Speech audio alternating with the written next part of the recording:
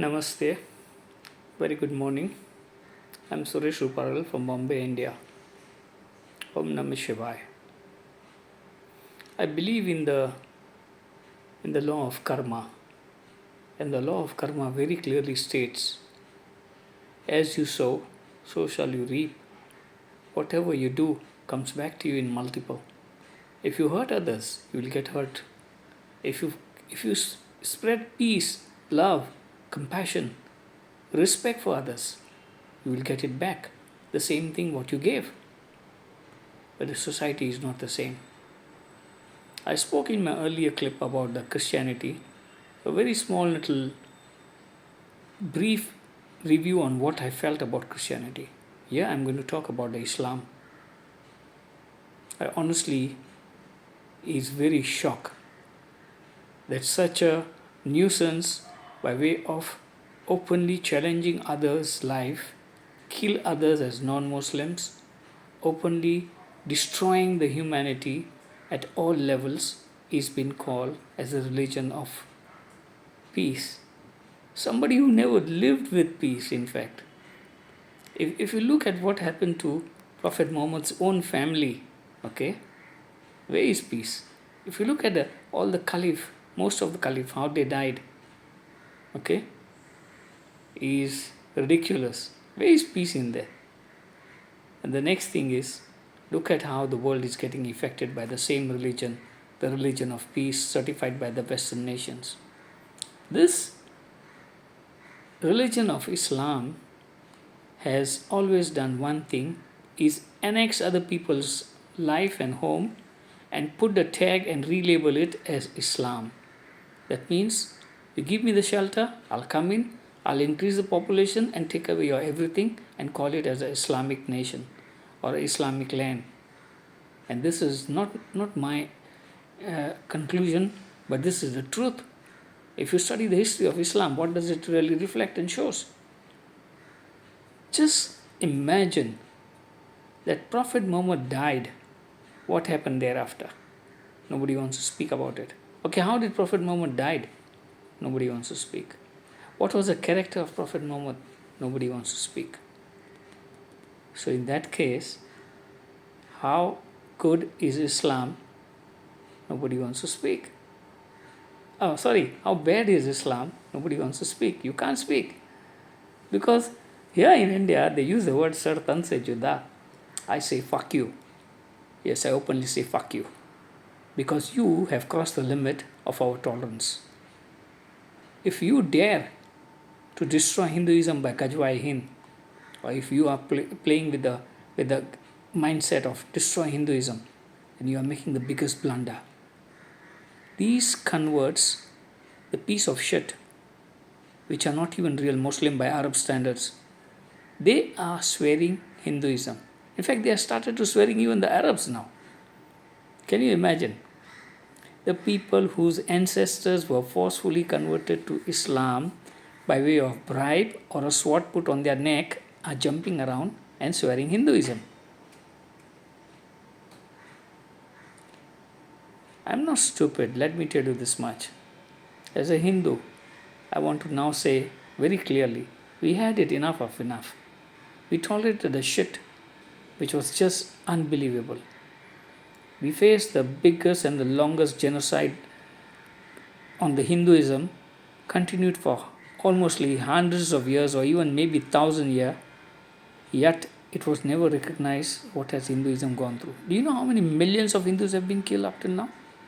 I'm talking millions and millions. I'm not talking few thousand or few 100,000. I'm talking millions, my friend. Currently, who is using Islam as a tool?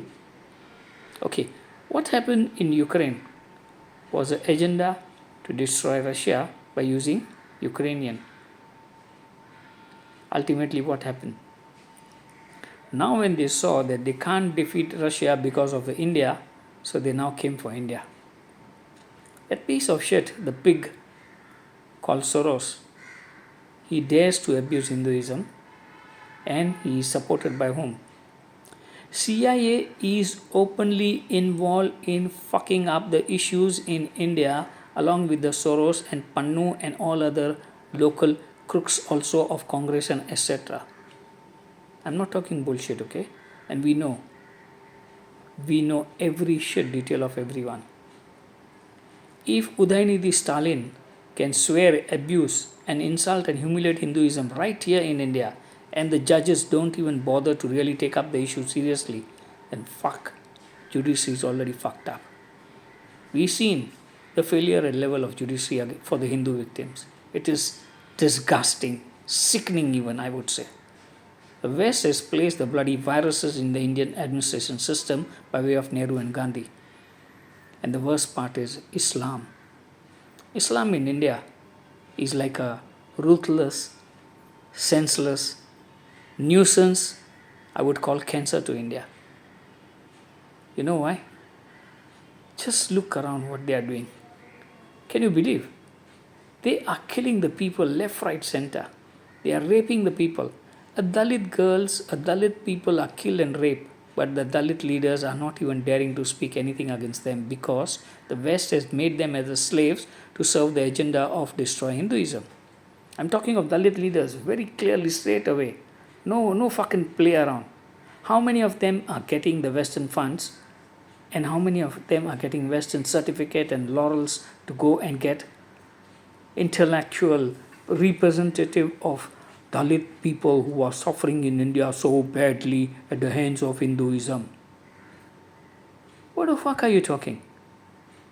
We never had any issue or any problem until the invaders came in and destroyed the shit of the India's economy. Okay? India's division of labor express was in Manusmriti. You call it as a fucking casteism. That's how idiots and rascal you were. That's what I want to tell the West. What is the contribution of Muslims in India? Why were they allowed to stay back by Nehru and Gandhi? These are the questions Hindus are asking now. And they need to ask. They've got the right to ask. If you are openly stating Gajwa Hind, I'm talking of Devban, or even across from Bangladesh or even Pakistan and other places, let me tell you this much. We will fucking play the Bhagwa Hind. Do you know what is meaning of Bhagwa Hind? We will reclaim every piece of our land. We will convert the bloody nuisance of your Muslims to become Hindu. Otherwise, get lost. Yes, either you stay in proper law and order or you just fuck off. That is how we will play now. We are going to do it very nicely. If Israel can teach a lesson to its attack by the terror, what do you think? India can't, or Indian Hindu can't do it? My friend, Indian Hindu will wipe you out from the roots itself, from India, if you mess around beyond the limits of tolerance. If you try to go for Gajwa, you are wiped out. 110% you are wiped out. Nobody in the world can save you thereafter. Don't mess. Don't try to insult your own ancestors who were not Muslims. Okay? And the Arabs even don't call you as a Muslims. How many factions of Muslim is there? And who is the real Muslim? Nobody knows.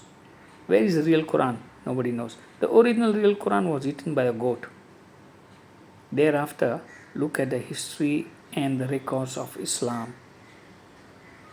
What do you see?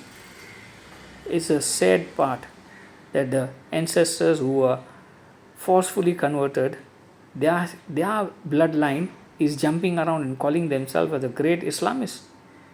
Arabs don't even recognize you as a real Muslim, in fact. Wake up. Stop being a stupid idiot. If Muslim countries can have their own Muslim laws and rules for the people of Muslim, why can't India have a Hindu Rashtra and have its own laws and rules for its own people? We are sick and tired of the fake independence given by the Britishers and by the betrayal of the Indian Hindus at the hands of the Nehru and Gandhi. The virus placed by the West is still highly active. In fact, it has reached its peak now. You can see all around how they are all battling and struggling and hysterical to destroy Hinduism. Big blunder. Law of karma is coming for you also. And let me tell you this much, it will wipe you out completely. Yes, completely, if you don't stop your fucking shit. Okay? Thank you.